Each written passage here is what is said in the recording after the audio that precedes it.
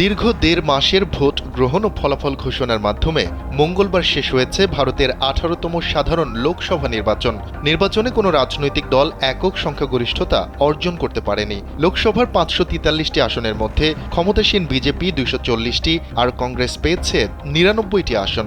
একক সংখ্যাগরিষ্ঠতা পেতে হলে এই ৫৪৩টি আসনের মধ্যে অন্তত ২৭২টি আসনে জয় পেতে হতো, কিন্তু সেটি হয়নি।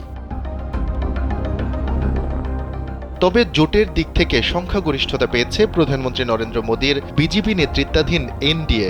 এই জোটটি এবারে নির্বাচনে পেয়েছে ২৯২টি আসন। অন্যদিকে কংগ্রেসের নেতৃত্বাধীন এনডিএ জোট পেয়েছে ২৩৪টি আসন।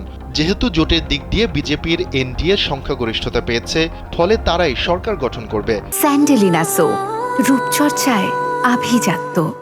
প্রধানমন্ত্রী মোদীও তৃতীয়বারের মতো ক্ষমতা গ্রহণের ঘোষণা দিয়েছেন।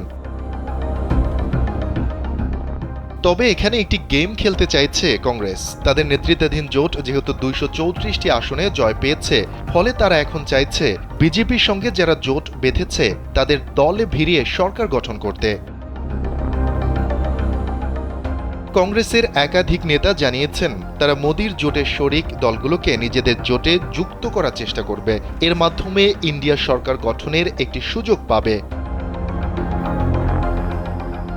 এর অংশ হিসেবে মোদীর দুই মিত্র বিহারের মুখ্যমন্ত্রী নীতিশ কুমার এবং তেলেগু দেশম পার্টির প্রধান চন্দ্রবাবু নাইডুর সঙ্গে যোগাযোগ করার চেষ্টা করা হবে বলে জানিয়েছেন কংগ্রেসের নেতারা। তবে তারা যে বিজেপির সঙ্গ ত্যাগ করে কংগ্রেসের সঙ্গে হাত মেলাবে সেটি নিশ্চিত নয়।